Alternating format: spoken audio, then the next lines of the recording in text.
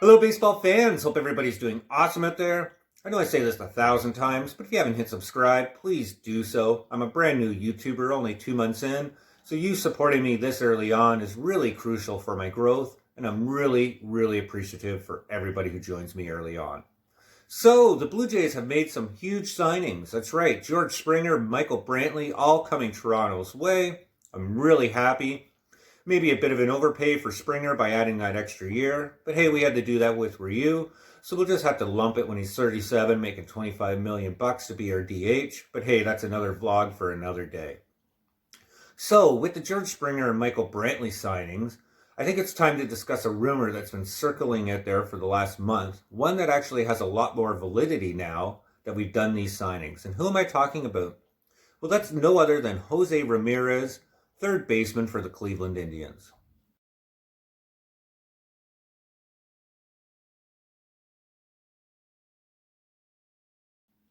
Now, a little bit about Jose, if you don't know. He's going to be 28 years old going into the next season. This guy is an all-star. He has the potential to put up the type of numbers of George Springer, or probably even better. He's a switch hitter. He's finished second in WAR right now as a third baseman, only behind Anthony Rendon. And this guy finished second in MVP voting last season. The list goes on and on how awesome he is. Let's look at his numbers. 2020, he had an impressive 292 average, 17 home runs, and a 2.4 WAR. 2019, 255 was his average, 23 home runs, and a 3.4 WAR. 2018, one of his best seasons he put together, 270 average, 39 dingers, and a crazy 7.6 WAR. So there's no denying this guy could be a huge threat if you put him into your lineup. But the nice thing about him is he handles third base so he can save you runs. That's how good he is defensively there as well. And let's get into the rumor now that we've talked about the player. And that's right. That's Toronto actually landing Jose Ramirez in exchange for Lourdes plus other players. And why does this make sense? Well, the Jays went out and they've signed Michael Brantley. And Lourdes is a favorite in Cleveland. They really want this guy. In fact, I think the Jays pulled Lourdes away for the Mets trade for when Lindor went to the Mets, pardon me. And the big thing that Cleveland said in that was Toronto didn't offer MLB-ready players, i.e. Lourdes.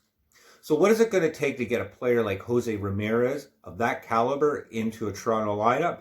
Well, as I said, it's going to take Lourdes. But you're also going to have to add somebody like Alejandro Kirk, possibly, or Martinez, one of those two players, followed by Anthony Kay and maybe Thomas Hatch.